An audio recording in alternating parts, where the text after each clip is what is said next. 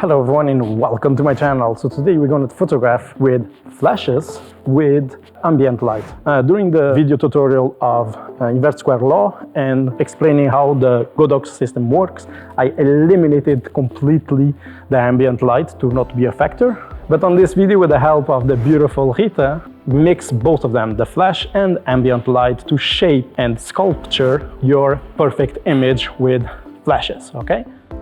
The first thing that you need to understand is that you are practically using two sources of light, the ambient light and then the flashes.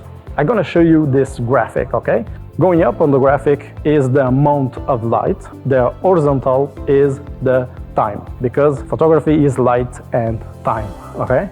And the second is the dynamic range of your camera. So let's introduce on this graphic the flash. As you can see, the flash is a big amount of light in a very extreme short time.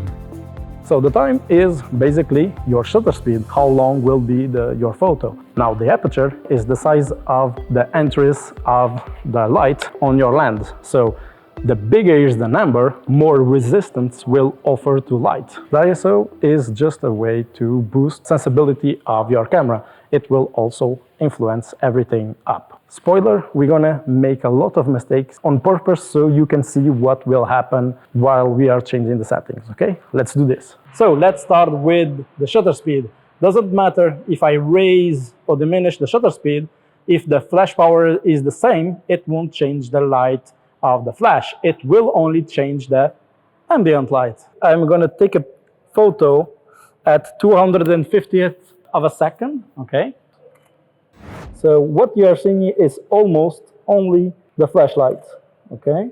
Add more time in the shutter speed, like 1/30th of a second. Heat is looking great, but we have much more ambient light. There you go. So putting both pictures side by side, we can see that the ambient light it's more pronounced now that it spent more time hitting the sensor, and the flash is affecting the image exactly the same way. So the same flash power, the same influence in the image, no matter the shutter speed. Rita is already on the perfect spot. Nice. As you can see, this photo is perfect because I already dialed in the settings. Let's ignore that and try to see why I have the choices that I did, okay? The aperture is the resistance while the light is traveling through the lens. As the light of the flash and the ambient light will cross through the lens, everything will get dark. Ambient light and the flashlight. I am f2.8, so I'm gonna close down to, I don't know, f8.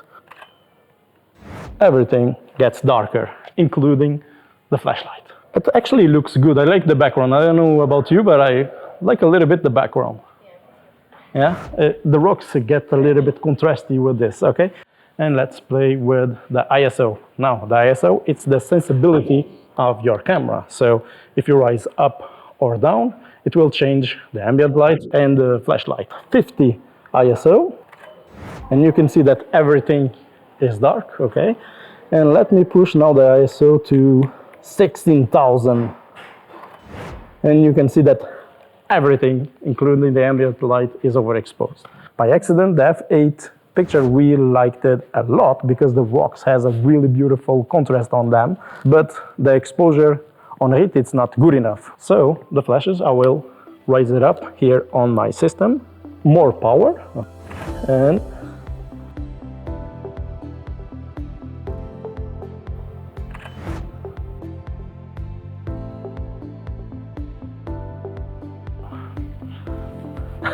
looking good?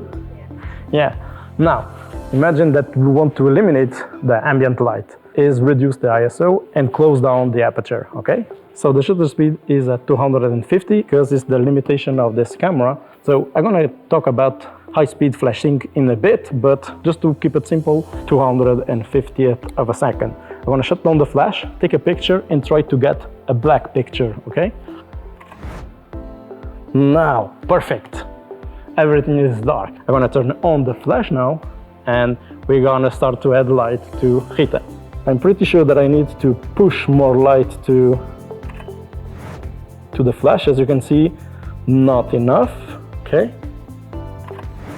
A little bit better, but the problem is the flash, it's bouncing light to the background as well. So we don't see the light of the ambient light, but the flash is so powerful that it's sending light also to the back. But we eliminated the ambient light like so. We have a challenge here. We have a beautiful view with the sea and a very contrasty sky, and Rita is in front. So the first thing that I'm gonna do is define the settings for the background, because I don't want the background overexposed. The shutter speed is at 250, and I'm gonna reduce the aperture and the ISO until the histogram tells me that the image isn't overexposed.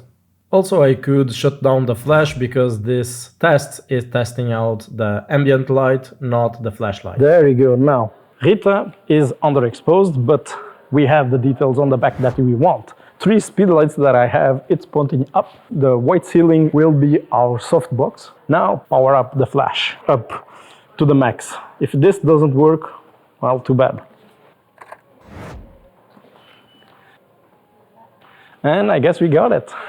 Now, just to be clear, I had to use 3 speedlights and a lot of power because we are maxed out in all the flashes to try to match outdoor ambient light. You do what you gotta do. We're gonna do some more shots just for fun, okay?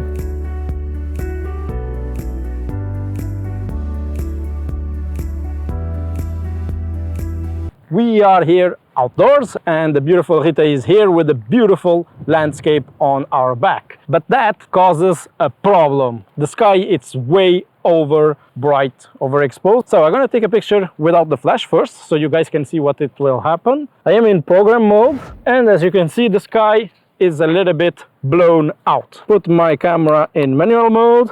So by now I imagine that you guys know how I photograph with ambient light and a flash. I do some test shots until I get the ambient light that I want with the flash shut down. In this case, I want the clouds not overexposed, of course. So my camera is already saying that I am 3 stops underexposed, but if I check the Instagram, yeah, I have a lot of details on the highlights. You can see the elephant in the room. This Rita is underexposed, so let's turn on the flash. And raise or diminish the power until I get the look that I want. In this case, I was in 132 of power, but I have 3 flashes.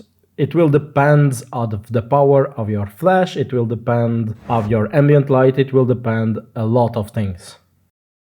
So the beautiful Rita is over there on the bench. I only turn on 1 flash. In fact, I'm gonna remove the flashes so you can see that I'm not cheating. And I will try to get the flash as closely as possible to Rita because of the inverse square law, okay? I want to have shorter depth of field. If I open way more the aperture, the ambient light will be extreme. No surprise to no one, it's overexposed. Now I need to reduce the time. The flash sync of this camera is 250. All cameras are different, and the high speed sync of my camera is at 250 of a second. To understand the mechanic of what is happening, I have a clip here from the YouTube channel called Slow-Mo Guys, showing how a shutter works in slow motion. So, on my camera, 250th of a second or slower, there is always a time where the sensor is fully exposed to the light. Faster than that, the sensor won't be fully exposed, causing a problem with the flash. That is a problem that we need to fix, and to fix, activating the high frequency sync. High speed sync is an option on some flashes where it can make a burst of flashes as the shutter is traveling through the sensor. Let's see what we're gonna get. It looks too dark because it doesn't have enough power on the flash. The flash is bombarding light like boom, boom, boom, boom, boom during exposure. It cannot output that much light, but I am 1/4 of power, so I'm gonna increase all the way to 1 by 1. And it is. And still way too bright, so I need to get a faster shutter speed. Let's put 2500. Nice. I prefer it like that. The main problem, the flash will take longer to recycle. It will take longer to be ready to fire again, okay? It can overheat extremely fast because it's bombarding light like that, okay? And because of a lot of bombardment that it's doing, it's less powerful. Yeah, so a solution to not use that is put an ND filter on your camera lens. By adding an ND filter, two main problems can cause is that maybe the autofocus will be a little bit difficult. Not really, because the new mirrorless cameras and the old autofocus from DSLRs are quite good. It shouldn't be a problem, but also it has a little bit of color shift. Could be minor, but normally it has a little bit, okay? Now I can reduce the shutter speed, okay?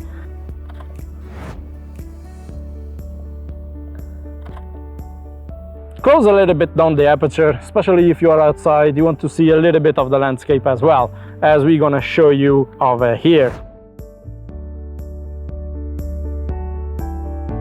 Rita is up there in front of the car, and for all intent and purposes, continuous light will be considered as ambient light as well. So let's take the nice photo without the flash of the ambient light and then combine with the flash, okay? What I'm gonna do next is turn on the flash. There is a common mistake that photographing at night you need a lot of power in the flash. Actually, shooting with the ambient light is the other way around. Because at night you are pushing the ISO, you are pushing the aperture to get the most of the ambient light available, and that two factors will push a lot the flash.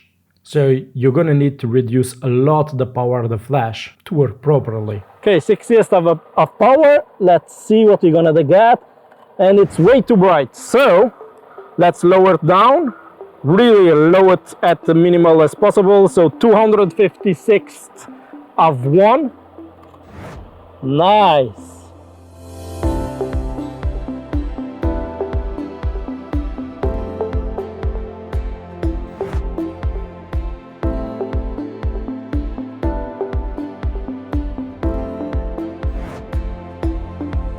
So everyone, there we go. How easy and simple is that? Make sure that you understand the inverse square law to apply this. So thank you very much to Rita to help me on this photo shoot. She was amazing. Drop a like if you learned something, comment down below if you have any questions, and subscribe if you want to see more stuff like this.